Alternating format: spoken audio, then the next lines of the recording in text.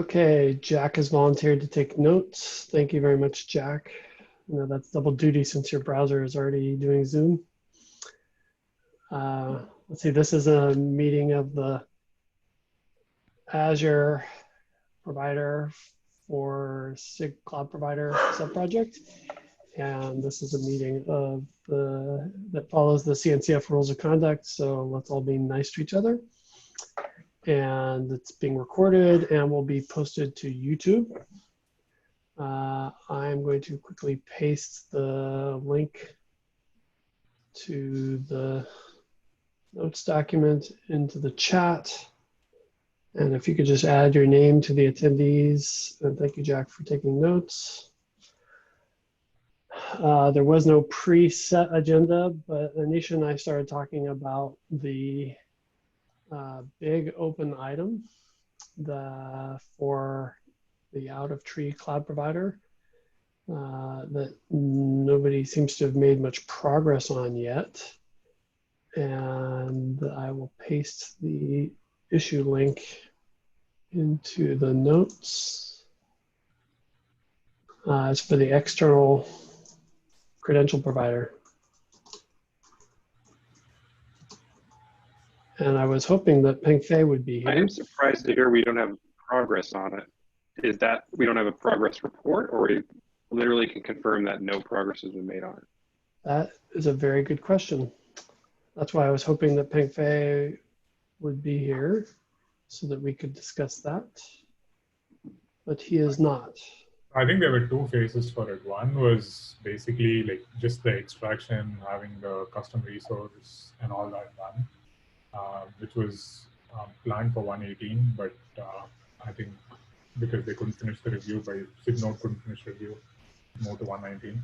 So I think we probably have to figure out where that PR is and then get started on the Azure specific implementation for credential provider. Got it. Oh, sorry, I muted because my dog walked in here, so you hear the scratch, scratch, scratch of his feet on the floor. Yeah, let me find the credential provider PR.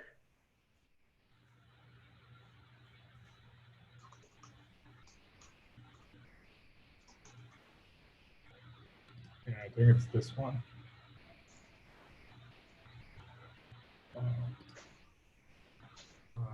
Yeah, I'll paste the link in the chat. Okay.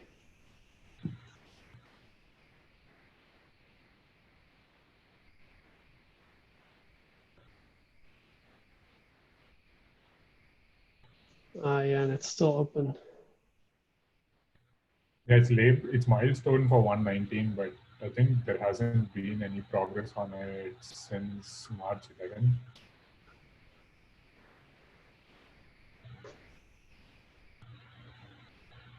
That is worrisome, and I didn't attend the cloud provider meeting most recently, so maybe. And so March 11 roughly tracks with the 118 release as well, right? Yeah, I guess we can look that up. They were planning to request for an exception, but later just milestone it for 119. Yeah, the last comment on the PR is from one of the enhancements shadows asking about, oh no, it's a bug triage team, sorry, asking about whether or not this is going to make it. And that was in the last day. And it looks like it needs rebase.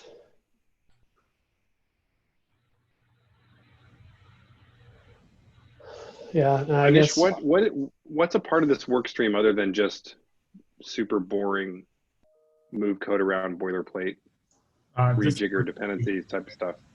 Just switch to using like custom resources that's going to be defined in the kit. So it sounds like how you were characterizing it, Jack. Kind of. Yeah, exactly. Labor. There's no interface, breaking interfaces or anything like that. It's just moving the code over according to the way that it's been spec'd, and then changing all of our tooling to use the configuration that would point to that different like componentry. Yeah, like I posted the KEP. Basically, like they just go over how they're going to introduce a new struct called registry credential provider. Got it. I mean, essentially the functionality already exists in terms of the cloud controller manager config that we passed. So we've already got like that working. We just need to dedicate resources to just do all this dirty work. Right. Cool. So the question then is, who can do that and when?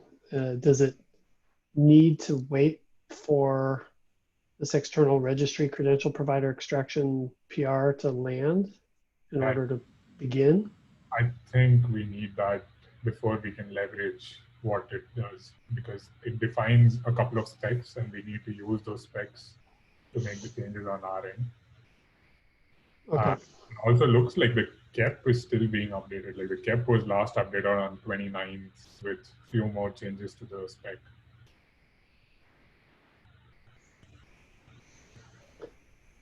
So there are two things I take from that. One is that the land is still moving underneath our feet, so we're not late, essentially. Like nobody else, it's not like all the other cloud providers have been able to accomplish this and we have not. The second thing is a question is there some way that we can help in getting to a stable spec and implementation sooner? Right. It doesn't sound like we're engaged very much, so that sounds like the answer is yes. I would imagine any level of active engagement would probably move the needle. I think the question likely. is, are we incentivized? Do we want to, as a single cloud provider, do we care about the velocity of this very slow moving train? I mean, this train's been moving for years at this point. Right. I mean, it's been a pending task for the cloud providers for quite a long time. And I'd like to get past it so that we're on to having the out of tree cloud providers be the default. Right. I mean, I suppose it does. The natural incentive is that our code velocity there's way less friction in terms of being able to iteratively evolve the cloud provider implementation, not having to deal with upstream KK. That's right. Is that right, Anish, generally? Yeah, that's right. Yeah, is that the incentive for a particular cloud provider? Right. I think they're aligned for all of the cloud providers. I think that the the question is if somebody has the mental and time bandwidth to stick their nose in at this late hour into this particular spec and interface, or whether we should just wait for it to land and then proceed. I don't know, since I don't understand it, I can't make any judgments about whether or not there's anything happening there that will be good or bad for the Azure cloud provider in particular. If it's kind of like what you're saying, Anish, it's just sort of moving things around, then we're probably indifferent from a functional perspective. Yeah, I think so at least this PR is going to introduce the new CRD, and then it's going to introduce all the spec that's required. And then the assumption is each cloud provider creates their own repo and then makes the changes that's required to extract the credential provider out from in tree to out of tree. So similar to how we've been doing out of tree for a couple of releases, I think this will also span probably 1 or 2 more releases. And once is this a requirement, or is this just because Azure is not out of tree yet? Or are there other cloud providers that are already out of tree and so don't have to worry about this kind of thing because they're already? For all of them, like AWS, Azure, and GCP. So those are all of the early ones that are all kind of now legacy in tree cloud providers. There are new providers that were never in tree. Got it. So those big 3 you just listed, we're all in the same boat together. We're dragging our feet to get out of tree. Okay, I understand. Right. I mean, it certainly seems, based on my anecdotal observation of how Azure specific, it seems like there has long been a very tight coupling between Kubernetes releases and Azure fixes, and that has concrete negative ramifications because the Kubernetes release process is very structured. It, necessarily involves a lot of stakeholders. And so when Azure discovers a little bug that might sort of be mission critical for certain scenarios, that having that friction be in the way of us releasing that bug to customers because we can't fit it into a release window, that's happened again and again and again. So now this will definitely be good for us when it's done. Oh yeah, for sure. It's just been a very slow process, and not least of which because we honestly haven't invested much in it. Yeah, I mean, I think possibly it's just up to us to, internally raise the sort of concrete pros and cons of continuing to delay. I think we've got lots of data. So many of our actions over the past 2 or 3 years have been concretely affected by the fact that we are in tree. Yeah. So I would love to prioritize the finishing of getting out of tree. It's just not clear to me that we're waiting for this PR to land about the registry, external registry, whether or not we can actually contribute to that PR landing correctly. I mean, it seems like it's sort of at the 95% done and requires some rebase and testing. I don't know that we can actually materially move it forward. That's my interpretation of looking at the PR, but am I reading that wrong? Yeah, I don't know why it's stalled. Like, I mean, someone poked on it today asking if it's still going to be included in 119. So probably we can see the response, and then if it's only about testing, and if it's only about testing, then probably we can help them with that and just expedite the whole. Okay. Well, let's who wants to be on point to watch it? I can do that, but I also believe this is not a blocker for out of tree because the blocker was only CSI for Windows. But I think that's unblocked now. So out of tree can still be supported without extraction of the credential provider, I think. That's right. I believe that all the rest of that work is, well, a lot of the rest of the work is done. There is on the project board we have, let's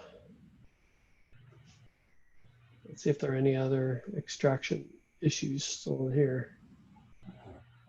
Is this a pattern that once we go out of tree, once a cloud provider goes out of tree, that there's this sort of like trickle of things that are also leaving the core project that the out of tree cloud providers have to then implement specifically, whereas before they were able to lean on certain functionality for free? Does that make sense what I'm saying, Anish and Craig? So the fact that there's this new out of tree credential provider, I assume that there's long been a credential provider that you just get for free by being a part of the Kubernetes project, right? And this is forcing that functionality to be cloud provider specific. I think the reason neither of us are saying anything is because neither of us knows, because this is the first time any cloud provider has tried to go from in tree to out of tree. Yeah, we're all kind of going through that journey together. So there is a separate essentially working group for extracting the cloud providers that meets every other week and reviews progress on PRs like this one. Right. Okay. I mean, to me, I think we just need to do a better job of advocating to our engineering leadership the benefits of decoupling the release velocity of the cloud provider implementation from the Kubernetes project velocity. Like, to me, as an engineer, those benefits are very clear. Not having a 118 specific version of the Azure cloud provider or a 117 specific version, but instead being able to kind of do that plumbing on our own according to our own requirements and our own velocity and our own engineering investments. That seems massively beneficial. Agreed. And so So I that's just think why we need to go advocate that and say like, I'm just going to work on this. so I just linked the issue that we've been using. It's a tracking issue for the main pieces for moving out of tree. And a month ago, the last time we met, these were on track to land for 119, but I have not myself gone and looked to see if there are any open PRs related to any of this work.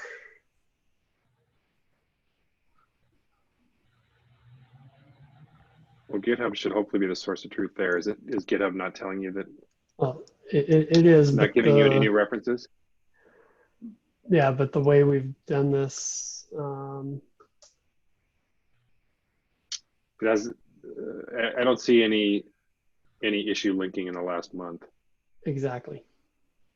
So yeah, that to I me think it's because tells me it's that. mostly done, but I was hoping to get a report back from Peng-Fei because he's the one who's been tracking this issue and updating it. The last time he updated it was on the 19th.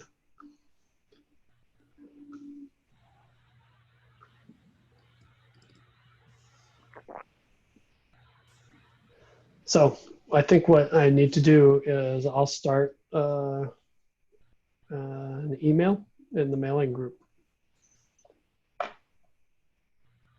based on this assessment that from looking at the issue, one can only infer that all of these issues are on track for being complete by 119 and that the credential provider extraction is still waiting on the other PR. And then we'll hear back from Peng-Fei and folks about whether that is a correct assessment. Okay, and I'll also poke on that PR. If I don't see any response tomorrow, I'll just keep poking and see where it is. Okay, appreciate that, Anish. Sure.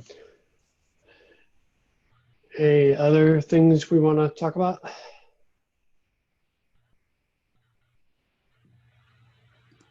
Okay. Well, thank you guys for joining. Sure. And have a good evening. Cool. Likewise.